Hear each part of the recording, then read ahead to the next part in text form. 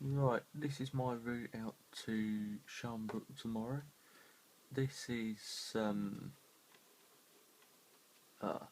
Goosey Lodge in Wilmington.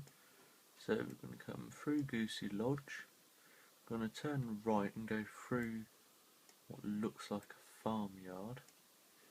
Continue all the way through that. Follow it all the way along. This is just in case my sat nav doesn't work for whatever reason out there.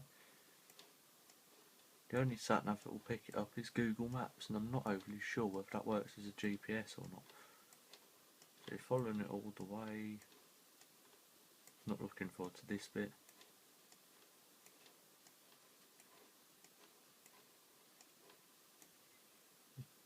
Keep to the right here.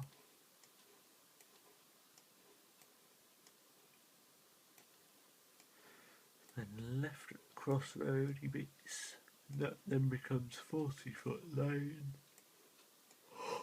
And hang a right into Soul Drop. Okay.